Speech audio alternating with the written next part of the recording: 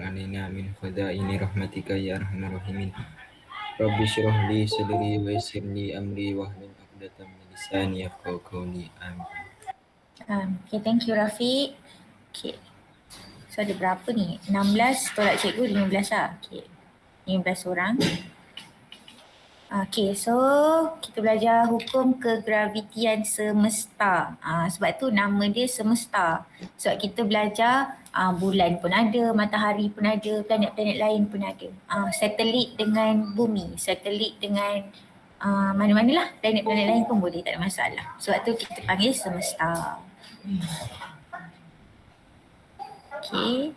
So next kita tengok bab 3 kegravitian. So yang saintis yang peloporkan benda-benda pasal graviti ni Isaac Newton. So kalau awak jawab saintis lain tu macam pelik lah sebab hanya satu je saintis yang perkenalkan pasal graviti iaitu Isaac Newton.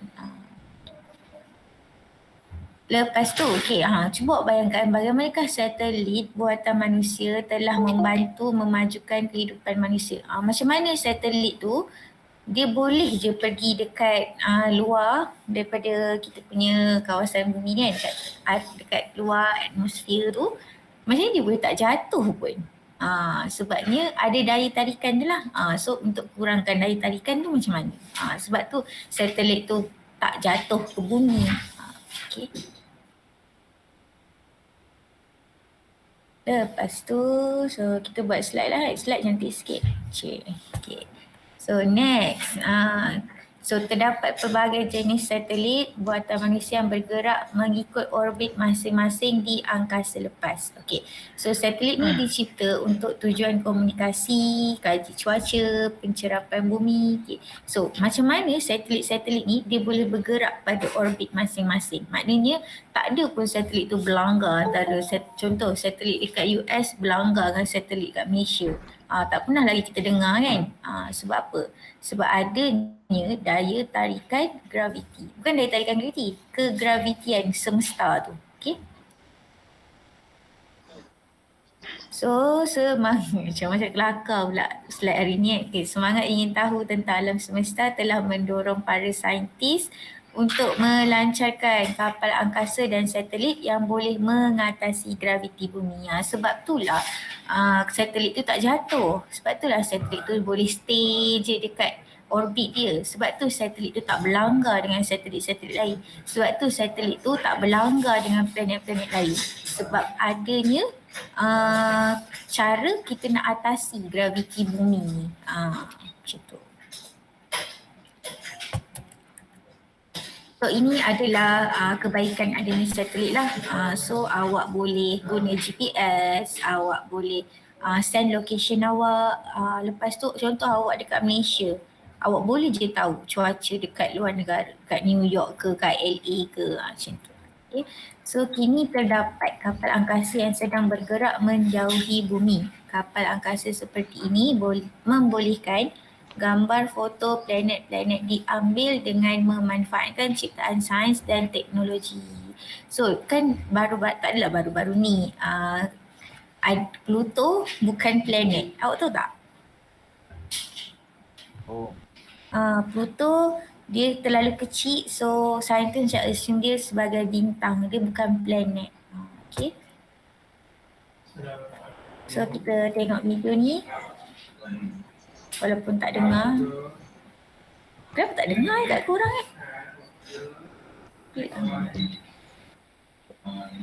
Cuma cikgu seperti diri sound dia. Apa dia? Sound dia diri. Dah tinggi dah. Cikgu dah macam dengar gila dah ni.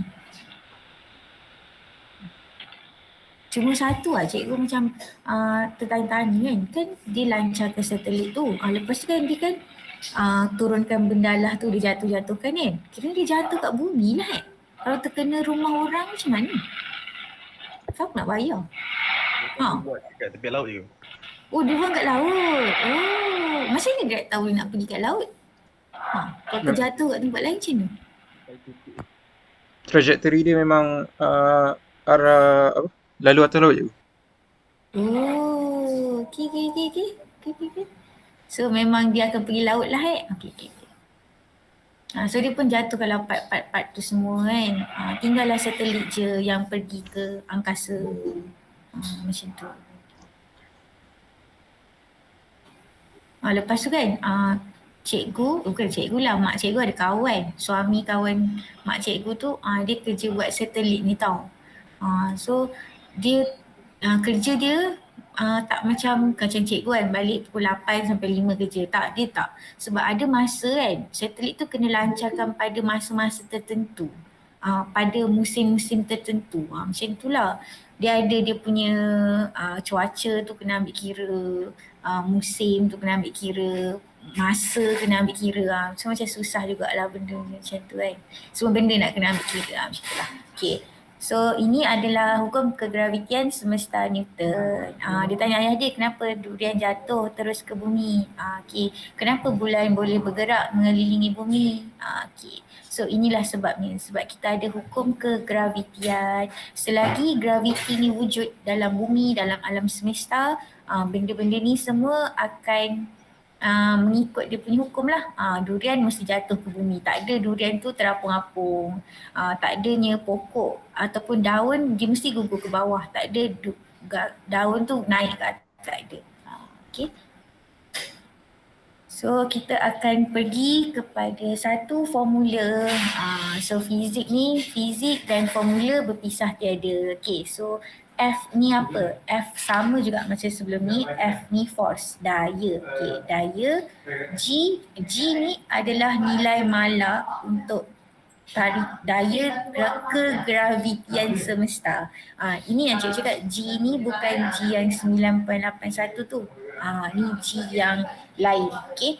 So M1 maknanya mass 1. Bila kita tahu ada daya tarikan kegravitian, kita kena ada dua jasad lah. Maknanya contoh cikgu dengan awak, bulan dengan matahari. So maknanya kena ada dua berat. Tak boleh seorang-seorang je, tak boleh. Tak jadi dia punya daya. Okay, so mass 1, mass 2. R ni adalah distance, radius lah R sebenarnya kalau ikut kan. So distance antara jarak cikgu dengan awak, jarak bumi dengan bulan, jarak satelit dengan bumi. So itulah jarak dia. Okay. So pada tahun 1667, Isaac Newton telah mematikan buah apple yang jatuh tegak ke bumi dan gerakan bulan mengelilingi bumi. Okay. So beliau menyimpulkan suatu daya tarikan bukan sahaja wujud antara bumi dengan buah apple, tetapi juga antara bumi dengan bulan. Sebab tu bila dia tengok apple tu jatuh, okay, satu part. Okay. Lepas tu macam mana pula bumi dengan bulan? Maknanya mesti ada satu tarikan yang menyebabkan dia boleh stay je keliling tu. Kalau tak ada tarikan, maknanya bulan tu boleh ke mana-mana. Bulan tu boleh je nak pergi ke sebelah Zuhal ke. Ni tak. Kenapa bulan tu tak pun? Sebab ada daya tarikan tu. Okay. So ni video dia lah. Kiranya dia pergi, dia tengah duduk bawah pokok kan, baca-baca buku kan. Orang-orang bijak macam ni kan, pergi jalan-jalan pun bawa buku.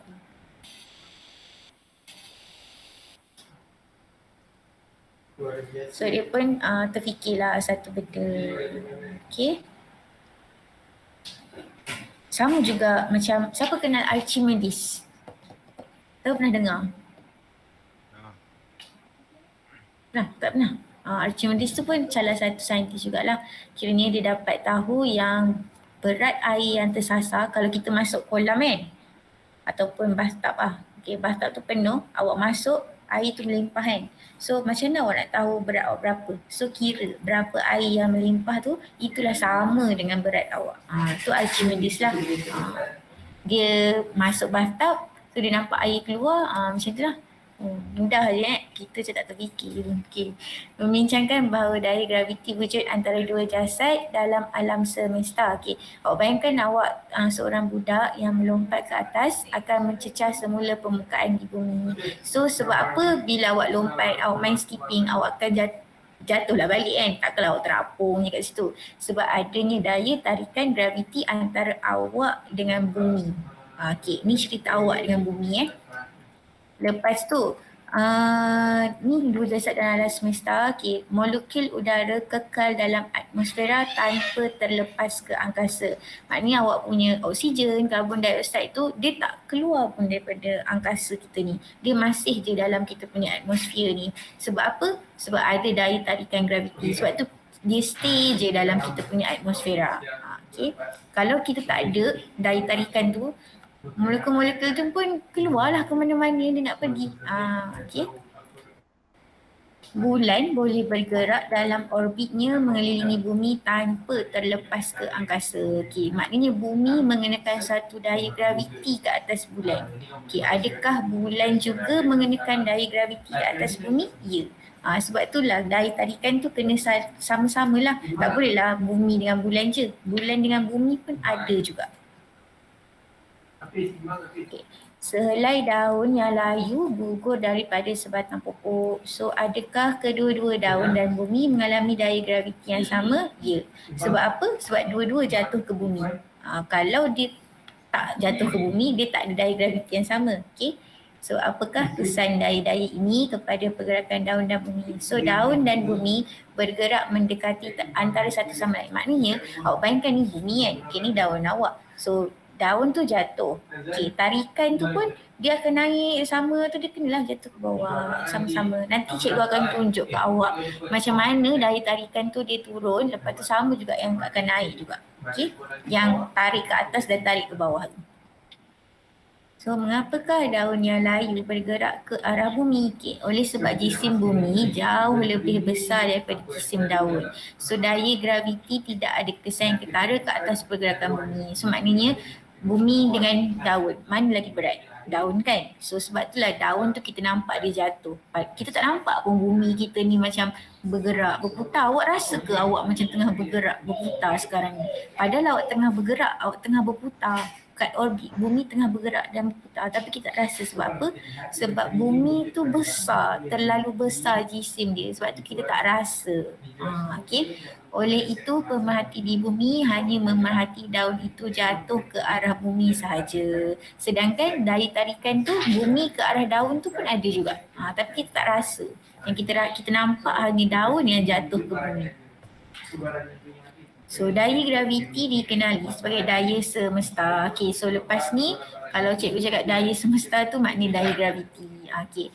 Kerana daya graviti bertindak antara mana-mana dua jasad dalam alam semesta. Sebelum ni awak punya daya tarikan graviti, pecutan graviti tu, itu bab sebelum ni. Sekarang ni untuk daya graviti kita panggil daya semesta. Sebab dia berkaitan dengan dua jasad dalam alam semesta. Bila cakap alam semesta maknanya boleh jadi awak dengan bulan, awak dengan satelit, bumi dengan daun, lagi tikus dengan bumi, macam itulah. So alam semesta, apa-apa yang ada dalam alam semesta ni kita pakai daya semesta. Okay. So daya graviti wujud secara berpasangan. Sebab tu tadi kita punya formula hanya ada dua je berat, mass 1 dan mass 2. Sebab dia berpasangan. Tak bolehlah awak seorang-seorang je. Kalau awak seorang-seorang tak jadi daya tu. Okay. Dua jasad itu masing-masing mengalami daya graviti dengan magnitude yang sama. So magnitude yang sama ni adalah nilai G besar tadi tu. Itu adalah dia punya daya graviti dengan magnitude. So kat sini daya graviti kita daya semesta yang bertindak antara dua jasad dalam alam semesta. So kita ada bumi dengan matahari, bumi dengan bulan, bulan dengan matahari. So ini yang berkaitan dengan alam semesta lah. So kat sini kita nak tengok yang formula kita buat tadi tu dia daripada mana. Okay. Pada tahun 1687 tadi dia jumpa graviti tu 1667. 1687, 20 tahun kemudian baru dia boleh keluarkan formula tu.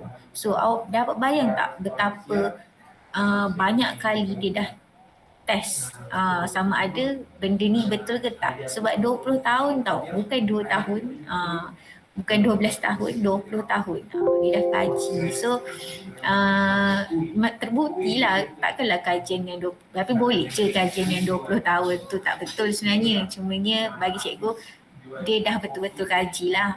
So inilah yang hasil dia dah kaji tu, dia dapat yang daya graviti berkadar terus dengan hasil darab jisim dua jasad. So maknanya kalau daya makin besar, berat pada jasad tu pun besar.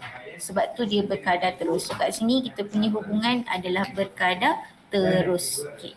Lepas tu daya graviti berkadar songsang dengan kuasa dua jarak di antara pusat dua jasad tersebut. Okay. Kalau daya meningkat, awak punya jarak menurun. Okay. Sebab dia berkadar songsang. Bila berkadar songsang, satu yang menaik, ada lagi satu yang akan turun. Okay. Logik tak? Bila jarak makin dekat, mestilah daya tu jarak makin dekat, daya mestilah makin tinggi. Okay. Kalau jarak makin jauh, daya tu mesti makin kurang. Maknanya daya tarikan tu dah kurang lah sebab jarak tu dah makin jauh. Macam ni nak tertarik. Gitu.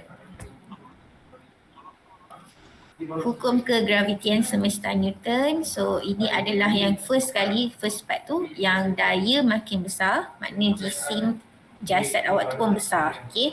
Kalau daya makin besar, jarak tu makin kecil. Yang ni berkadar terus So bila daya besar, jasad punya jisim pun besar. Sebab tu dia boleh come out dengan formula ni. Okay. Lepas tu kalau perasan, formula ni tak ada langsung pemalar. Sebab tu dia letakkan G ni sebagai pemalar. Maknanya G ni adalah menunjukkan yang dalam semesta kita lah. G tu memang nilai dah fix, menunjukkan kita punya keadaan semesta. Nanti dia akan bagi tahu berapa nilai G tu. So tinggal masukkan sahaja. So kat sini, so F ni daya graviti antara dua jasad. Okay, M1 jisim jasad pertama. Contoh awak dengan kawan awak. So awak lah yang ni. Ni awak, ni kawan awak. Okay. So M2 jisim jasad kedua. R sama dengan jarak di antara pusat jasad pertama dengan pusat jasad kedua. Maknanya contohlah kalau ada bumi kan dengan bulan. Okay. Maknanya jarak tu adalah pusat. So tengah-tengah ni tengah-tengah juga pusat dia. So inilah jarak dia. Dia bukan ambil daripada hujung ni ke hujung ni ya. Dia pusat jasad. Okay. Dan kuasa 2 kan. Dalam formula dia kuasa 2. Okay, ini dah G dia, pemalar kegravitian.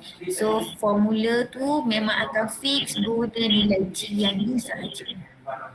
6.67 darab 10 kuasa negatif 11. Sama juga macam sebelum ni, awak punya graviti dah fix 9.81. Maknanya dia dah memang kaji, dia dapat dah nilai tu. Yang ni dia dah kaji, memang dapat dah pemalar gravitian untuk semesta kita adalah 6.67 darab 10 kuasa negatif 11. Okay. Okay, sekarang kita ada satu belah cerita kan. Okay, hitungkan daya graviti antara sebiji buah durian dengan bumi.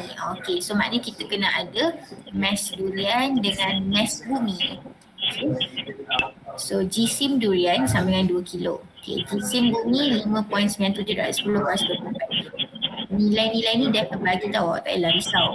Tak ada ni awak kena hafal berapa berat bumi, berapa berat bulan, berapa berat matahari, tak perlu hafal, dia akan bagi ya. Okay. So jarak di antara pusat durian dengan pusat bumi 6.37 darab 10 kuasa negatif 6. Maknanya kan contoh ni ada durian kan. Ni durian, ni bumi. So jarak dia daripada tengah durian ni ke tengah bumi. So jarak dia 6.37 darab 10 kuasa 6 meter. Okay. So masukkan sahaja dalam formula. Formula awak ni, yang ni. Okay. Formula ni, tak tahu lagi dia bagi ke tak kalau dia tak bagi, kena hafal lah. Okay. So F, kita nak cari daya, hitungkan daya kan. So F lah kita nak cari. So masukkan G 6.67 darab 10 kuasa negatif 11 darab 2 kilo. Apa jadi kalau kita punya mass ni bukan dalam kilo? Tukar dulu jadi kilo. Kita kena dalam SI unit, barulah betul. Okay, darabkan dengan 5.97 darab 10 kuasa 24. Bahagi.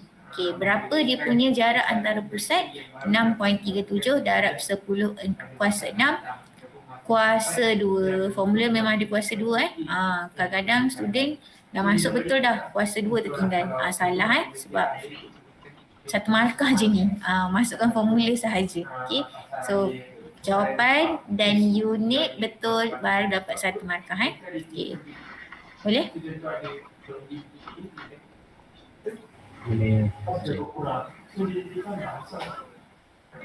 So next kita tengok pula. Sekarang ni dia bagi roket mempunyai daya 4.98 darab 10 kuasa 5 Newton. Daya dah bagi.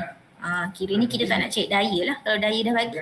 Berapakah jisim roket itu?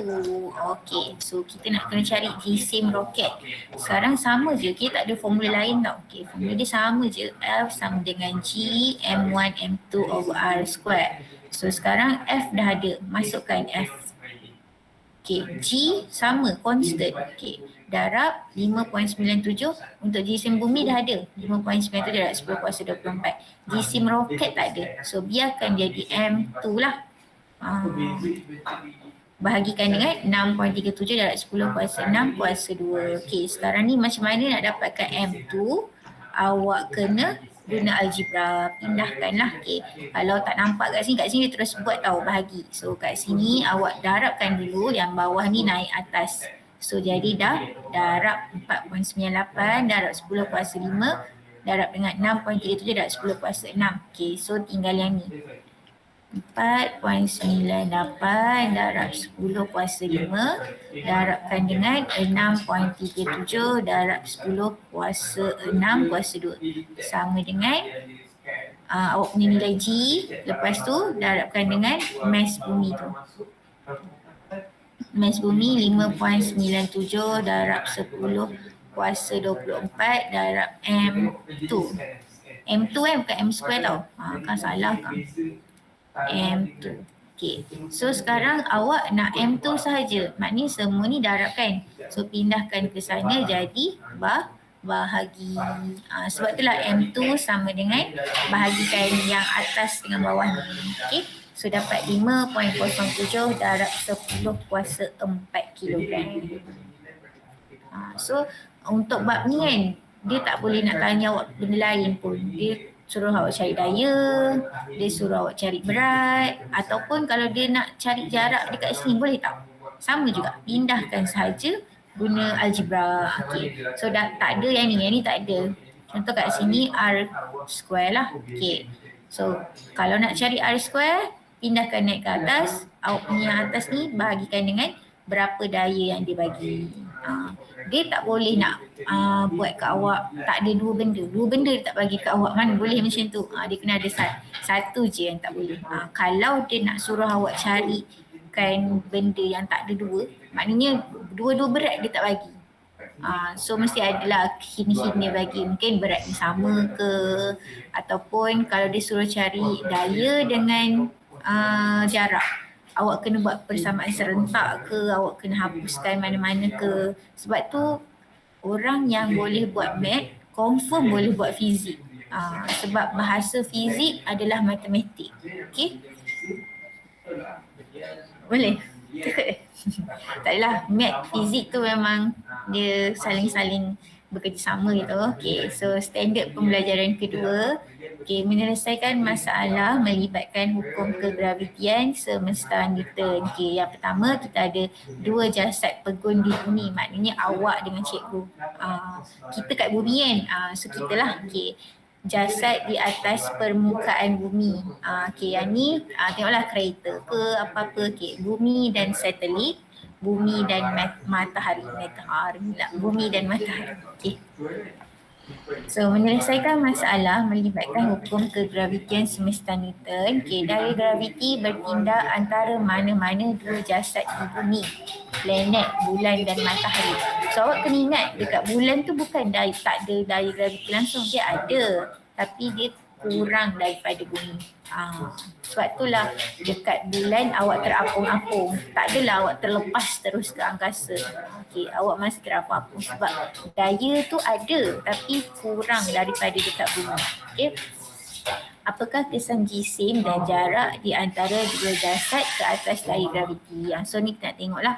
Kalau berat awak banyak pula. Berat awak tinggi. So apa jadi kat daya? Kalau jarak antara awak dengan kawan awak jauh, apa jadi pada daya? Okay. So kita ada 2 orang kat sini. Okay. Bayangkan anda dan rakan anda adalah 2 jasad di atas bumi. Okay. Awak 55 kilo. Yang perempuan ni 55 kilo. Okay, kawan awak tu 65 kilo. Okay, hitung daya graviti jika jarak dia adalah 2 meter. Okay. So masukkan dalam formula, awak akan dapat daya dia 5.96 darab 10 kuasa negatif 8. So kalau awak tengok kat sini, kuasa dia negatif 8. Sangat-sangat kecil tau daya tu. Sebab itulah bila awak jalan dengan kawan awak, tak adanya awak tertarik dekat kawan awak sebab daya tu sangat kecil. Okay. Cuba bayangkan kalau jarak tu ditambah, maknanya tadi 2 meter jadi 4 meter pula. So bila jadi 4 meter, tadi awak punya daya 5.96 darab 10 kuasa negatif 8. Tapi sekarang ni bila tukar jadi 4 meter, daya tu dah lagi kecil. Sebab itulah jarak mainkan peranan. So semakin jauh jarak awak dengan apa-apa jasad lah yang awak nak kira kan. So semakin kecil lah daya tu. Okay. So hence more separation distance will result in weaker gravitational forces. Okay. Ni kalau awak jauhkan jarak. Kalau awak makin dekatkan jarak, jadi dia punya daya tu makin bertambah lah sikit. Okay. Sekarang ni tukar pula. Tadi awak guna berat 55 dengan 65. Sekarang ni berat 55 dengan 75 pula.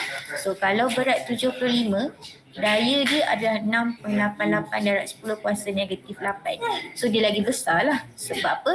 Sebab berat tu dah bertambah. Apabila jisim bertambah, daya graviti antara 2 jasad juga akan bertambah. Okay, so boleh dapat. Sebab itulah beza antara tarikan graviti awak dengan kawan awak dengan bumi dengan bulan. So bila bumi dengan bulan tu lagi kuat lah sebab dia lagi berat. Macam awak dengan kawan awak tak kuat pun, tak terasa pun. Sebab tu awak tak tertarik pun dengan kawan-kawan awak. Sebab jisim awak dengan kawan awak tu ringan je. Gitu.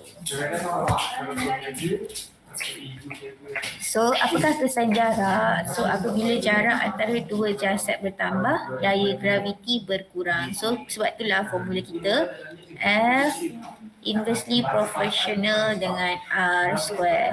Kalau mass, F directly proportional dengan M1 dan M2. Okay. So kita dapatlah formula kita F sama dengan G M1 M2 over R square. Itu saja. Okay. Itu saja untuk hari ni lah. Okay. So ni yang seterusnya ni kita jumpa hari Khamis. Okay. Boleh? Dapat ke? Boleh? Boleh go. So ada apa nak tanya? Nanti cikgu bagi PDF tau slide ni. Sebab dia tak boleh nak hantar yang slide, dia terlalu besar. Lain lah kalau cikgu bagi dekat email ke telegram ke, kalau ada siapa yang nak masukkan dalam telegram ke, macam tu lah. Bagi tahu kalau tak cikgu hantar PDF dekat masuk lah. Okay. So tak ada apa-apa nak tanya? Tak ada? Tak ada.